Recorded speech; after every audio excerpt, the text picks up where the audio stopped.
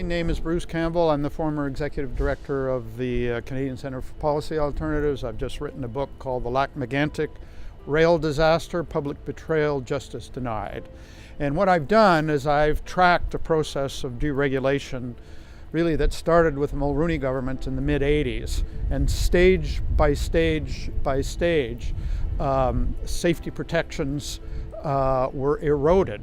Regulations that enabled the regulator, Transport Canada, to be a countervailing power to the railroads, it was kind of systematically eroded to a point where it became a question and more of, the probabilities were increasing of an accident, and it became a question, really in the end, it became not a question of if, but a question of when.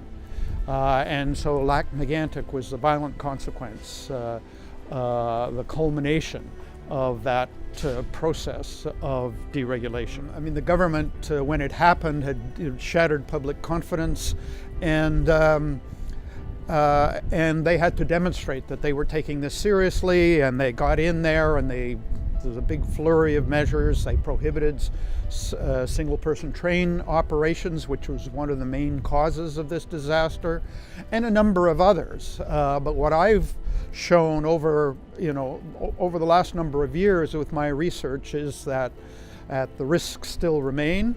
There's certain tank cars that are still unsafe. There's these massive cars that are running on tracks that it's not clear that they're safe, that they've been deteriorating. So it's not certain that they can handle that. The whole regulatory system, which is essentially a self-regulatory system, is still in place, which is kind of oxymoronic. What's happened is that oversight tends to be a book entry instead of conventional oversight, which was on-site, unannounced inspection. So there's more, but that'll give you a sense. And my basic point is that the risks are there, despite what the government says about how they've taken care of the safety issue. The stage is set for history to repeat itself, for another Lac-Mégantic. What I've seen in terms of concern by citizens groups, given what's being proposed for increase in volumes of dangerous goods on rail lines going from Prince George to Prince Rupert, it is troubling. But the work of Chicago Creek Society, a small group of committed citizens, and the work that they have done to try to hold the government to account, and to take no, and not to take no for an answer, and to effect change, is truly inspiring.